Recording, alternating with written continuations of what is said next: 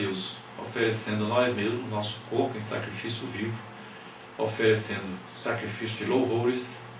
Vemos aí, nós temos que nos lavar com a lavagem da palavra de Deus, temos que ler, orar, meditar na palavra de Deus, temos aí a oração, sermos cheios do Espírito Santo, recebemos os dons do Espírito Santo, orarmos uns pelos outros, orar por nós, e principalmente a oração de intercessão, que é orar pelos outros.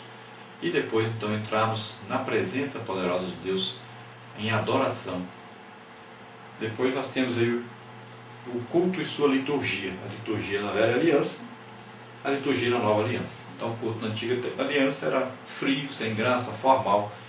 E na nova aliança o culto deve ser completamente diferente. Nós estamos na presença de Deus, com Deus, e devemos adorá-lo em espírito e em verdade. Depois nós vimos aí Davi e o seu sucessor. Então nós vimos aí Davi preparando o seu sucessor. Um sucessor indicado por Davi, mas escolhido por Deus. Então Salomão foi escolhido por Deus e confirmado por Davi. As insubmissas escolhas humanas e a escolha divina. Então Absalão tentou reinar no lugar de Davi, Adonias tentou reinar, e não era a vontade de Deus, a escolha divina era Salomão. Depois um sucessor de pouca experiência, mas que herdou um grande legado. O legado político institucional e o legado religioso. Então Davi, preparando o reino para o seu filho, organizou politicamente, organizou também militarmente e religiosamente todo o reino para que seu filho pudesse fazer um bom reinado. Depois nós vimos aí um sucessor jovem, mas de grande piedade, na vida privada e na vida pública. Na vida privada ele reconheceu os atributos divinos, demonstrou humildade, demonstrou um grande senso de justiça e não foi egoísta. Então Salomão provou pelos seus provérbios que ele realmente é um homem que tinha uma vida íntima com Deus e sempre louvou a Deus e reconheceu o poder de Deus em sua vida. Depois nós vimos aí então, na lição 13, a lição de hoje, nós vimos aí as nossas partes da lição. Nós vamos ver mais detalhe agora no questionário que nós vamos estudar. Então, um homem pronto para servir. Davi serviu voluntariamente a sua geração. Davi serviu a Deus com propósito. Depois, um homem pronto para crer. O menor na casa de Jessé se tornou maior em Israel. O pequeno pastor que realizou proezas com o poder da fé. Depois vamos ver aí um homem pronto a se humilhar, quando buscou reconciliação com o Senhor e quando buscou reconciliação com o seu próximo. Então nós vimos aí, principal, porque Davi era um homem segundo o coração de Deus, porque era um homem pronto para servir, um homem pronto para crer e um homem pronto a se humilhar. Vamos ver então o nosso questionário da lição 13, para que nós possamos concluir então esse nosso ensino da lição número 13 e fazer esse resumo do trimestre. Vamos ver então. Nosso textuário para completar. E quando este foi retirado, lhes levantou como rei a Davi, ao qual também deu testemunho, e disse: Achei a Davi, filho de Jessé, varão conforme o meu coração, que executará toda a minha vontade. Depois a verdade prática para completar. Fazer a vontade de Deus é o segredo de todo projeto bem sucedido. Na parte 1, aí, um homem pronto para servir. Pergunta 3. Por que podemos afirmar que Davi serviu voluntariamente a sua geração? Então, porque o texto de Atos 13:36, na versão atualizada, traz a seguinte redação: Porque, na verdade, tendo Davi servido a sua própria geração, conforme o desígnio de Deus, adormeceu. Foi para junto de seus pais e viu corrupção. Nessa declaração, então, observamos o segundo monarca de Israel sendo um ajudador do povo e não ao contrário. Servir foi a missão do Filho de Deus e também seu ancestral humano, Davi. Na pergunta 4, por que podemos afirmar que Davi serviu a Deus com propósito? Então, Atos 13:22 diz: Achei Davi, filho de Jessé, homem segundo o meu coração, que fará toda a minha vontade. Então é o próprio Deus que dá testemunho de Davi. Deus declara que encontrou Davi e que este fará toda a sua vontade. Este rei serviu a sua geração, no entanto, o seu servir foi segundo a vontade de Deus. Davi viveu para o eterno e, consequentemente, viveu também para os outros. A vontade de Deus aparece aqui como o que se tem determinado e será feito.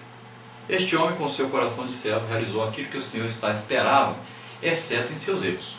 Ele serviu a sua geração e assim pagou a dívida e assim pagou a dívida. Ele serviu a sua geração e assim pagou a dívida moral e política que tinha com essa. Número 5, para completar. Todos nós, de alguma forma, somos devedores à geração que pertencemos.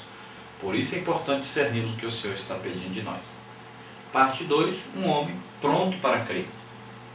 Como o menor da casa de Jessé se tornou maior em Israel?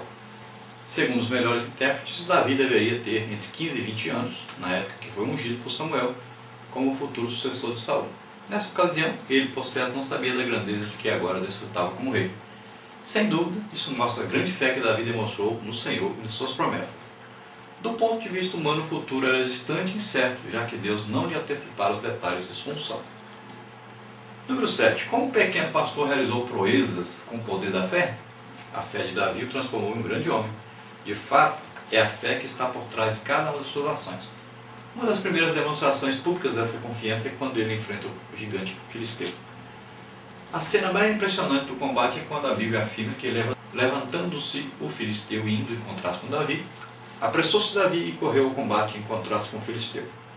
Apesar de já termos visto em detalhes esse duelo, vale a pena relembrar que aos olhos naturais isso parecia uma corrida rumo ao suicídio, porém na perspectiva de fé do jovem pastor era a corrida da vitória.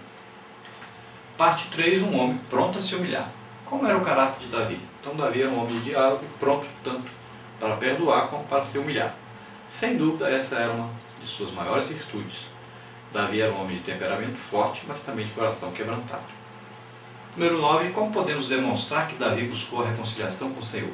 O caso ocorrido com Batseba, esposa de Urias, e o incidente do censo demonstram isso. Então ligue aí a primeira coluna de acordo com a segunda. Então Davi era um homem de diálogo. Nós vamos ver o caso ocorrido com Batseba, esposa de Urias. E você liga aí a primeira coluna de acordo com a segunda, do jeito que você está vendo aí nesse quadro. Número 10. Davi demonstrou estar pronto a se humilhar quando buscou reconciliação com o próximo. Tem exemplos disso quando Davi demonstra ser um homem disposto a construir relacionamentos. Então, o ódio e fúria de Saul em relação a Davi não tinha apenas uma origem humana, mas também diabólica. Davi perdoou a Saul apesar disso, quando este o perseguia para matá-lo. Quando foi procurado no deserto por Abigail, esposa de Nabal, carmelita, Davi estava disposto a cometer uma chacina. Davi recebe Abigail, mulher de Nabal, que por meio do diálogo o convence a não executá-lo. Na nossa conclusão, primeiro, complete as frases então.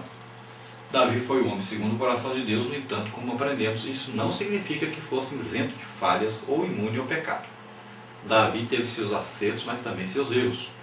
Os aspectos do caráter de Davi revelados nas Escrituras tornaram-no muito mais que um rei. Eles os transformaram em um líder servo, um homem segundo o coração de Deus, que até hoje ilustra as histórias bíblicas para as crianças, inspira vocações e serve de referencial para nós adultos. Número 12, lendo os títulos da lição, que tornou Davi então um homem segundo o coração de Deus. Então ele era um homem pronto para servir, um homem pronto para crer e um homem pronto aí para se humilhar. Glória a Deus. Vamos então orar neste momento. Você que assistiu a mais esse programa EBD na TV, se deseja neste momento aceitar Jesus como Senhor e Salvador, começando uma vida nova com Deus, entregando sua vida para Deus, é hora de fazê-lo. Vamos orar juntos. Você que está enfermo, está doente, é hora de você ser curado. Creia no poder de Deus. Vamos orar. Pai, em nome de Jesus, te apresentamos, Senhor, essas vidas. Ó Senhor, vidas que chegam a Ti arrependidas pelos seus pecados. Ó Senhor, demonstra agora o Teu amor e a Tua misericórdia para com eles, escrevendo os seus nomes no livro da vida, perdoando-os. Ó Senhor, ajuda-os, abençoa-os. Regada meu rei, conforme da larcas te chamai. A Deus, como o Senhor se agrada de um coração sincero, obediente, ajuda-nos, Senhor, a sermos obedientes a Ti. Abençoa essas vidas. Em nome de Jesus, eu ministro cura para aquele que está enfermo, aquele que está doente. Em nome de Jesus, eu repreendo toda enfermidade. E ministro, Pai, a Tua cura sobre eles agora. Em nome de Jesus. Amém. Glória a Deus.